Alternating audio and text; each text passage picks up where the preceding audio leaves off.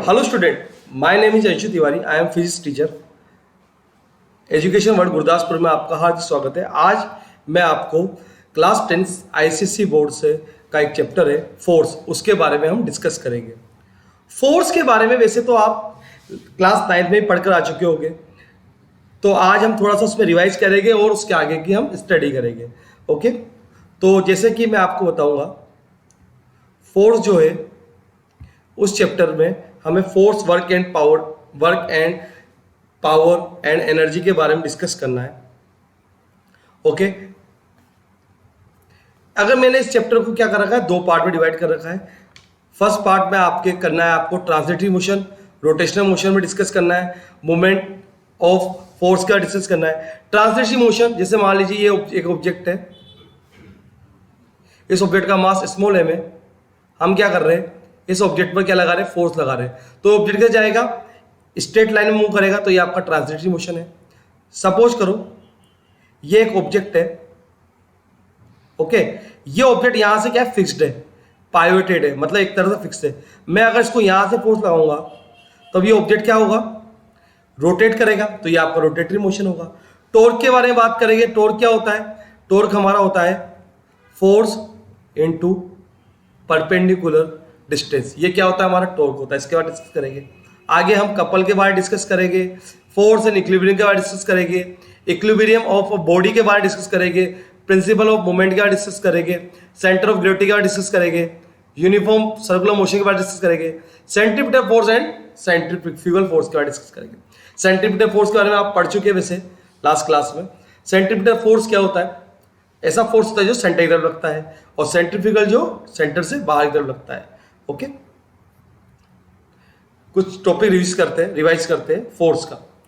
Force क्या होता है, any body push and pull, it's called force. Push and pull, ये क्या होता है, आपका फोर्स होता है।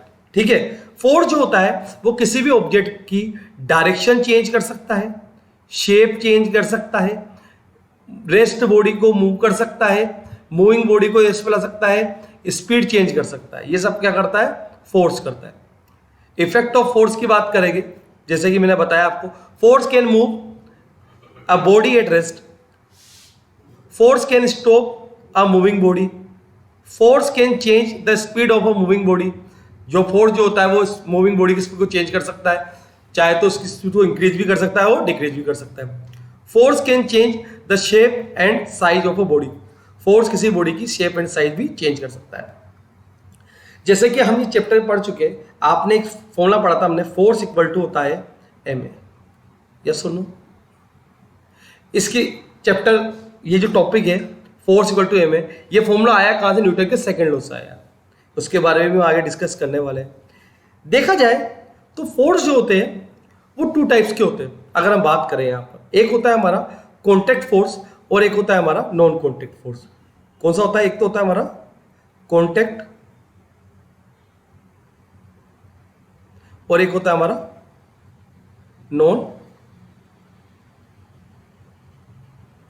Non contact force. Okay, contact force जैसे कि बैलेंस फोर्स है हमारा आपके सामने, अनबैलेंस फोर्स है हमारा, फ्रिक्शन फोर्स भी होता है कॉन्टैक्ट फोर्स हमारा। ठीक है, स्प्रिंग फोर्स भी होता है, टेंशन फोर्स भी होता है, सब हमारे कॉन्टैक्ट फोर्स होते हैं। नॉन कॉन्टैक्ट फोर्स की बात करें हम, जैसे कि हमारा ग्रेविटेशन फोर्स होता है। जैसे कि अगर हम मान लीजिए किसी ऑब्जेक्ट या ऑब्जेक्ट है, अगर मैं इस ऑब्जेक्ट फ्री फॉल करूं तो ऑब्जेक्ट कहाँ आएगा, डाउनवर्ड आएगा। यस और नो, mg फोर्स से नीचे आएगा, तो ये हमारे इस फ्री फॉल करा हमने, तो अर्थ इसको क्या कर रही है, अपनी तरफ अट्रैक्ट कर रही है। तो ये जो फोर्स है विदा कॉन्टैक्ट में अप्लाइड हो रहा है, तो ये क्या हो गया, आपका नॉन कॉन्टैक्ट फोर्स हो गया। कॉन्टैक्ट फोर्स में दो बॉडी का एक दूसरे में कॉन्टैक्ट में आना जरूरी होता है, यह आपका क्या होता है, कॉन्टैक्ट फोर्स होता है। सेकंड फोर्स जो होता है मैग्नेटिक फोर्स। जैसा कि हम जानते हैं मैग्नेट जो होता है, अगर उसके पास हम आयरन के पार्टिकल को लेकर जाए तो क्या करेंगे, वो मैग्नेट आयरन के पार्टिकल को अपने अटैक करेगा। या एक एग्जांपल से मैग्नेटिक क्या होता है, एक तो नॉर्थ पोल होता है, एक साउथ पोल होता है। जब नॉर्थ पोल और साउथ पोल को एक दूसरे के पास लाते हैं तो हमें क्या लगता है, अट्रैक्शन फोर्स लगता है। अगर मान लीजिए आप एक साउथ पोल से दूसरा भी इसका हमारा क्या है, साउथ पोल है, तो क्या होगा, हमारा रिपल्शन होगा। जैसे कि हम जानते हैं same pole repel each other and opposite pole attract each other. Okay, तो ये भी हमारा क्या है, हमारा क्योंकि विदाउट कॉन्टेक्ट में आई एक दूसरे को अट्रैक्ट कर रहे हो, रिपेल कर रहे हैं, तो ये भी हमारा नॉन कॉन्टेक्ट फोर्स है। एक फोर्स और होता है हमारा इलेक्ट्रोस्टैटिक फोर्स, जैसे कि इसके बारे में आपको पता है, सेम चार्ज जो होते हैं वो एक दूसरे को क्या करते हैं, रिपेल करते हैं, एंड अपोजिट चार्ज क्या करते हैं, दूसरे को अट्रैक्ट करते हैं। तो ये भी हमारा नॉन कॉन्टेक्ट फोर्स है। तो अभी हम सबसे पहले कॉन्टेक्ट फोर्स के बारे में डिस्कस करते हैं। कॉन्टेक्ट फोर्स में इफ ये एक ऑब्जेक्ट है, इस ऑब्जेक्ट पर एक फोर्स लग रहा है F1 और दूसरा फोर्स लग रहा है हमारा F2, ये दोनों फोर्स जो है वो क्या है, इक्वल है, यानी F1 इक्वल टू क्या है, हमारा F2 है। तो ना तो बॉडी F1 की तरफ जाएगी ना F2 की तरफ जाएगी, यानी कि इस बॉडी पर लगने वाला जो नेट फोर्स है वो क्या है, हमारा 0। तो बच्चों ये फोर्स क्या हुआ, balance force. Balance force can not change the state rest motion. Simple सी बात, जिसका नेट फोर्स 0 है तो वो ना तो स्टेट चेंज कर सकता, ना वो रेस्ट को मोशन में कर सकता, ना मोशन को रेस्ट में कर सकता। ठीक है, तो ये हमारा बैलेंस फोर्स होता है। सेकंड बात करते हैं अनबैलेंस फोर्स की। ठीक है, यहां पर क्या है, एक ऑब्जेक्ट है, इस ऑब्जेक्ट का मास माना m है, F1 F2 फोर्स लग रहा है। यहां जो है वो F1 जो है वो ग्रेटर है किससे, F2 से। ओके, F1 क्या है हमारा, F2 से ग्रेटर है, तो बॉडी किधर जाएगी, F1 की तरफ जाएगी। तो यहां पर नेट फोर्स 0 नहीं होगा, तो ये हमारा क्या हुआ, अनबैलेंस फोर्स हुआ। Unbalance forces changes the state और ऑफ रेस्ट और the motion of a body. ये अपनी रेस्ट मोशन को रेस्ट में भी ला सकता है, ये अपनी स्टेट चेंज कर सकता है। कौन सा, अनबैलेंस फोर्स। ओके, आगे पढ़ेंगे। अब हम बात करते हैं लीनियर मोमेंटम, बहुत इंपॉर्टेंट टॉपिक है बच्चे।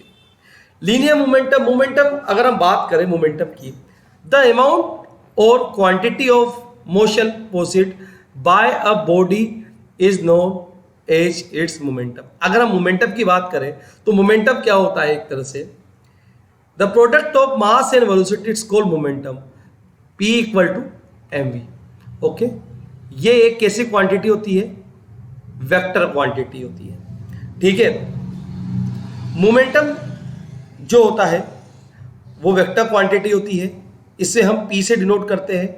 ठीक है, इसकी जो यूनिट होती है वो क्या होती है, m केस में या SI में kg मीटर पर सेकंड, क्योंकि m यानी kg और v यानी मीटर पर सेकेंड। ओके, CGS में इसकी यूनिट क्या होती है, ग्राम सेंटीमीटर पर सेकेंड। मोमेंटम यानी किसी भी ऑब्जेक्ट को मूवमेंट कराना। मोमेंटम जो होता है बच्चों वो मास एंड वेलोसिटी दोनों पर ही डिपेंड करता है। मतलब ये मोमेंटम जो है वो मास एंड वेलोसिटी दोनों ही फैक्टर्स पर डिपेंड करता है। कैसे करता है इसको समझते हैं। मान लीजिए एक ट्रक है, उस ट्रक की स्पीड 10 मीटर पर सेकेंड है, मतलब बहुत कम स्पीड से आ रहा है। उसके सामने एक पर्सन आ जाता है, तो क्या होगा, वो ट्रक उस पर्सन को हिट करेगा और पर्सन की क्या हो जाएगी, डेथ हो जाएगी। यहां पर ट्रक का मास बहुत ज्यादा है, लेकिन ट्रक की वेलोसिटी क्या है, बहुत कम है।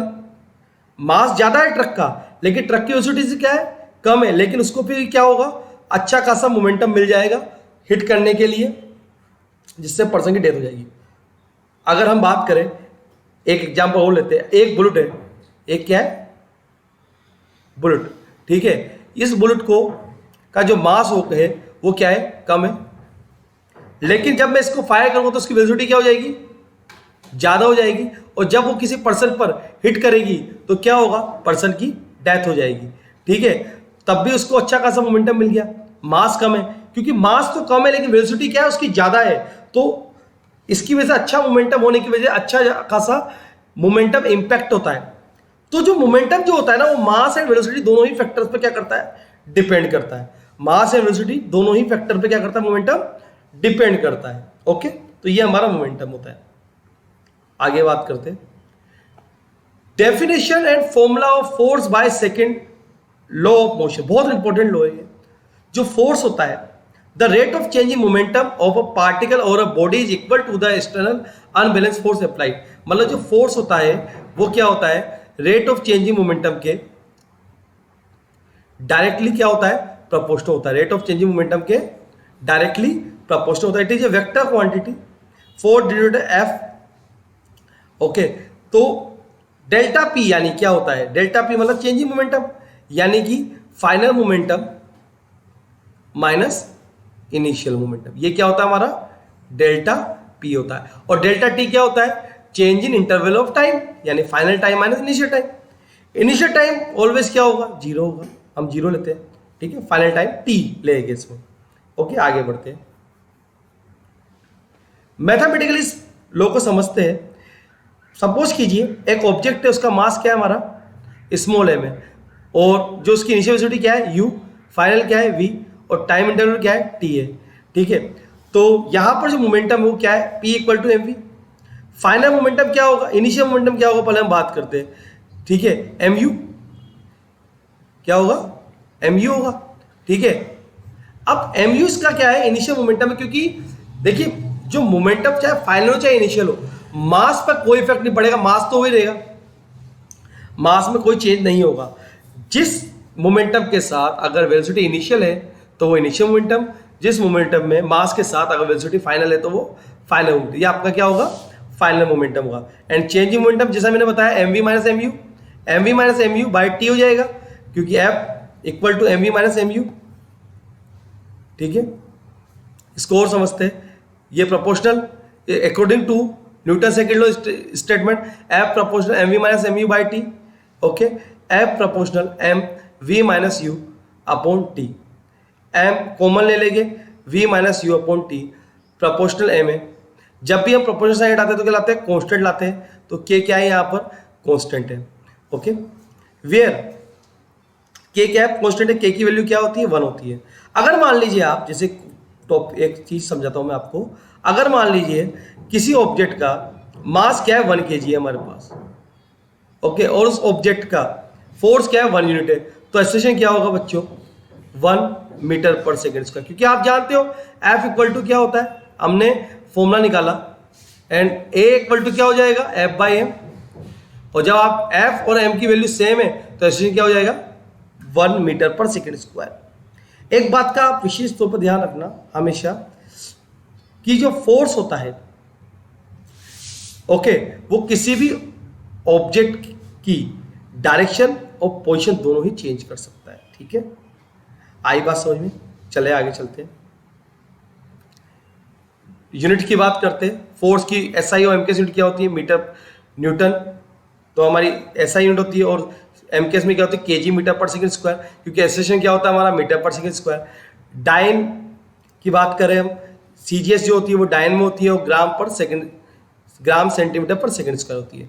बच्चों एक बात का ध्यान रखना, what is the relation between the, कई बार क्वेश्चन आ चुका है एग्जाम में, what is the relation between the force and dyne, ठीक है, या न्यूटन एंड डाइन, हम बात करें न्यूटन एंड डाइन, तो 1 न्यूटन इक्वल टू होता है बच्चों 10 की पावर 5 डाइन।